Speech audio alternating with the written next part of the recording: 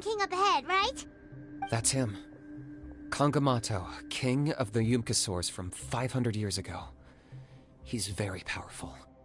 Paimon can tell. He is huge. Look! You've made it at last. You did even better than I expected. Traveler, now comes the final and most important step of the ceremony. Please use the power of the sacred flame to cleanse the Mountain King of abyssal filth. There's no need this time.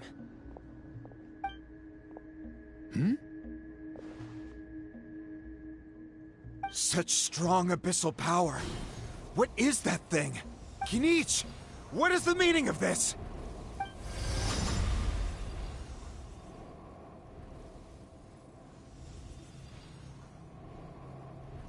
Is that a beastly rift? Chief Waina, Elder Trinidad, this is about to get a little dangerous. You should step back. What do you think you're doing? Solving the Mountain King issue. You mean by having him torn to pieces by rift hounds? No, stop! We can't let that happen! Foolish Locust! Can't you see? We're trying to shove your Locust King into the beastly rift! But... I'm sorry, Chief Waina and Elder Trinidad. This is the only way.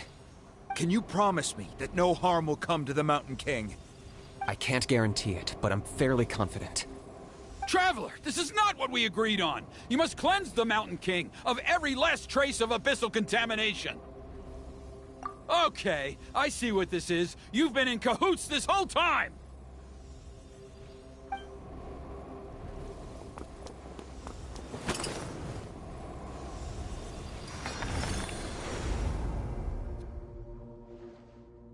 Ugh, you imbecile! What have you done?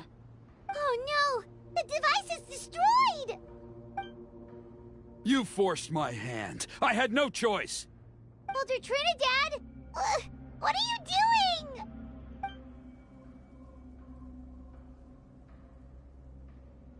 No, the Mountain King is waking up! He will cause even more casualties! Everyone, out! Now!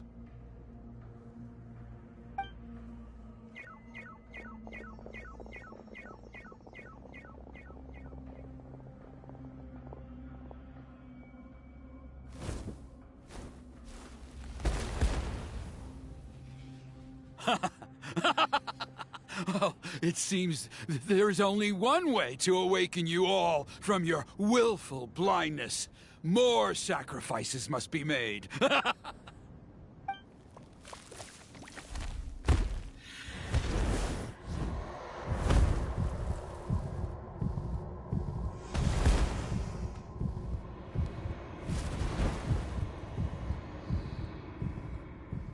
Take me, O Mountain King! Take me as your next sacrifice!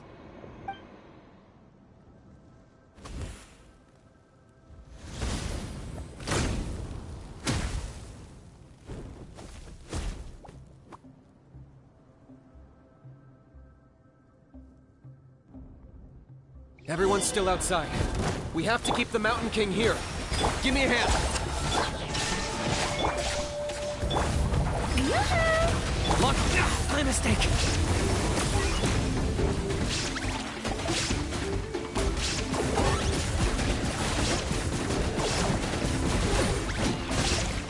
Watch out for the fruits he's spitting out. You can use those against him.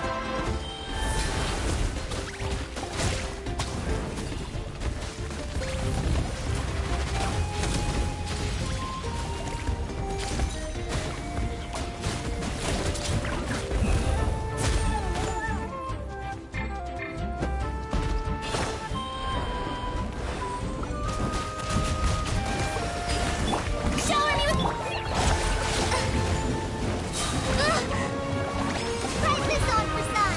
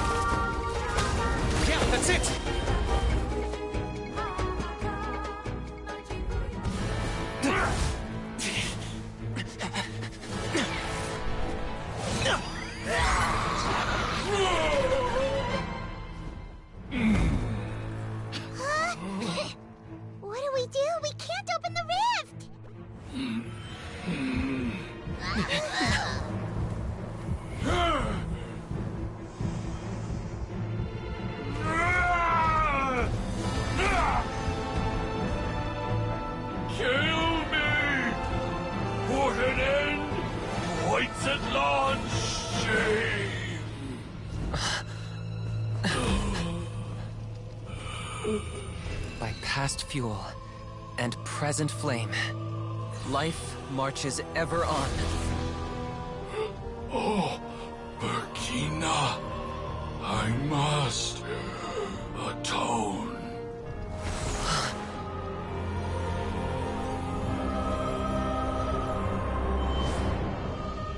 Patience. We will answer to the fire for all our deeds. Even if one day I fall behind, never look back. Keep moving forward, as we are now.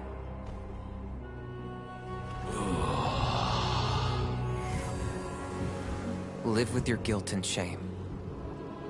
This is the price to pay.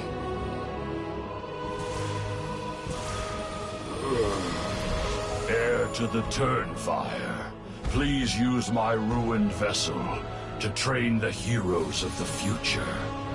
The will of Kangamato will march ever on, till the abyss is stamped out.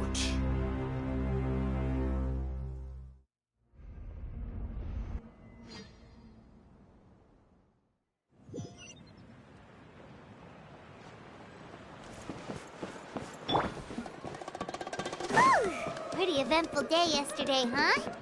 Paimon wonders how things are doing now. Let's go ask the chief! Traveler, you've come at just the right time.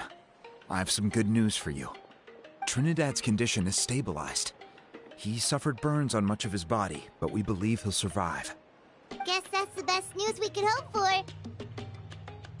Paimon has to ask, is everyone in your tribe such a risk-taker? First Kinich, then Elder Trinidad? Is this the Scions of the Canopy's adventurous spirit in action? We're simply not afraid to charge ahead into the unknown. He's fine. Don't worry. He's gone to check on the Mountain King. Something most mysterious has happened. After the incident yesterday, a transparent shell is formed around the Mountain King's body. We don't understand the mechanism behind it, but the shell appears to insulate him against the influence of abyssal power. It is somewhat akin to a scab, in that it stops the abyssal energy within him from bleeding out, while also preventing further abyssal energy from seeping in and infecting him. We've never seen anything like it. The tribe's most senior elders believe it was caused when he was burned by the sacred flame, similar to the way burned wood becomes charcoal. I think their theory makes sense. After all, we've never thrown the Mountain King directly into the sacred flame before. Wow. So it's made a barrier against abyssal energy? That's a good thing, right? It's practically a miracle from what we've seen of it so far. It means that the Mountain King's level of abyssal energy is now stable. No longer will we need to perform an annual cleansing ceremony. Wow, that's amazing! I know what you're thinking. The young people in the tribe are already speculating that yesterday's ceremony was a Turnfire night like none other in our history. Because you and Kinich, you summoned the very flame that appears in our ancient legends. A great transparent ball of fire. And that fire is what saved the Mountain King. Whoa! So that was the real Turnfire? I may be the chief of this tribe, but I've only ever known the Turnfire as a concept in our legends. I cannot answer that question. If anyone can answer it, I suspect it would be the bearer of the Malipo name. He is in the Mountain King's cave as we speak. Ah, so Kinich then. Why don't we go see how he's doing?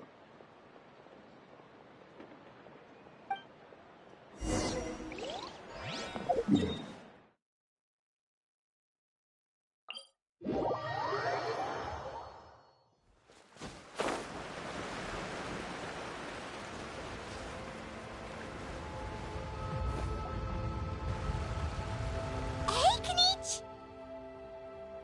Hey yourselves. You two doing okay after yesterday? We were gonna ask you the same question. You scared Paimon half to death when you rushed into the fire. Sorry. I couldn't just stand and watch the Mountain King get burned alive. So you thought you'd try and extinguish the sacred flame with Dendro? Or is that an attempt to make the almighty Dragon Lord Kahulahau die of laughter? The Sacred Flame only possesses a fraction of the Pyro Archon's power. It's not as if I was fighting the Pyro Archon herself. Kanichi, when you went into the flames, were you intending to, Intending to what? to, do the same thing as Burkina? Sacrifice myself? Of course not. My focus was on keeping the Mountain King alive, not on what it would cost. But now I'm curious. What made you think I was going to sacrifice myself?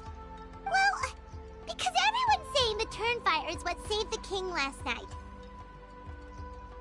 And Ponche's theory was that summoning the Turnfire is a tit-for-tat exchange, right? So, Paimon thought you decided to pay for it with your life. So you've heard that rumor too. I'm afraid I can't say for sure. What happened yesterday was a first for me too. Well, even if you don't know, there's probably no one in the world who does. What I would say is, if that really was the power of the Turnfire, I'd sooner believe that the Mountain King summoned it himself. The Mountain King? Then, what price did he pay? The core meaning of price is not atonement or compensation, but what you're willing to give up in order to obtain what you want. It's easy to die for your sins. Much harder to live with the guilt and keep on going. In the end, the Mountain King chose the latter option. For Burkina and for the tribe. That's the price he paid. Alright, so how is the Mountain King doing now? Health-wise, there's nothing to worry about. He'll enter a fighting stance whenever we set foot in his territory. But his attacks are gentler now and not as crazed as before. Like he said yesterday, he just intends to be a sparring partner for people to practice with. Yeah, I tried communicating with him again, but he didn't respond. We dare say that Locust King has well and truly lost its mind. The lights are on, but nobody is home. Its body remains fighting fit thanks to the perverse power of the Abyss, but time has been less kind to its soul. It was ground to a pulp long ago. But we saw him come back to his senses yesterday. That was merely one last burst of brain activity before it croaked. As you humans would say, it went out with a bang. Oh, come on! Stop being such a doomer. Paimon bets the Mountain King has finally let go of the tragedies of the past now, and is focusing on moving forward. That's why he doesn't have time to chat with us. He's too busy thinking about the future. Well, at least it means my fellow tribespeople can move forward now, too.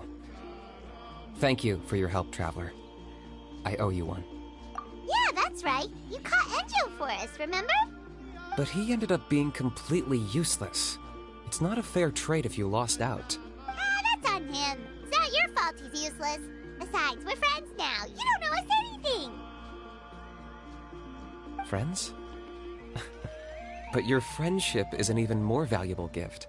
I can't in good conscience accept it for free. So, promise me.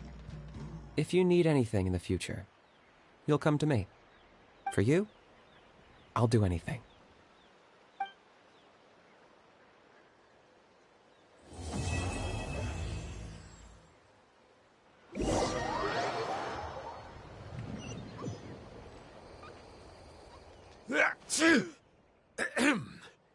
So, in the end, only poor little Hoonie got the sad ending?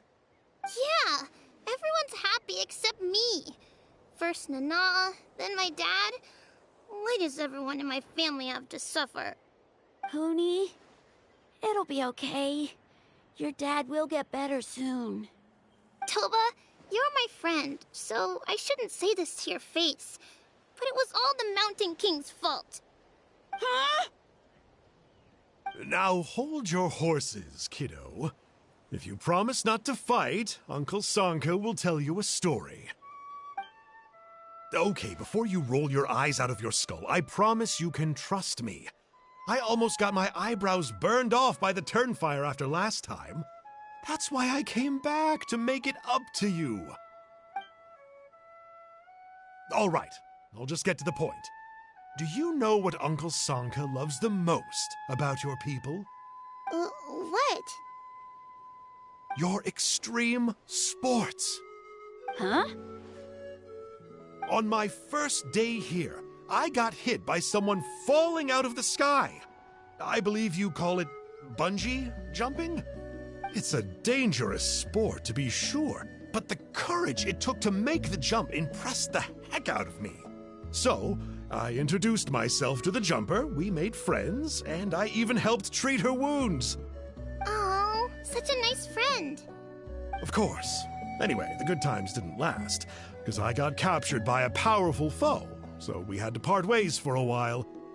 In the hands of the enemy, I was scorned, scolded, and nearly given away as a gift. Oh, it was so humiliating. A horrible experience to look back on. Why does Uncle Sanka always have to suffer, I thought. So I feel your pain, Huni. I was in the same position. But in the end, I made it through, and I left all of those painful memories in the past. I even managed to reunite with my friend.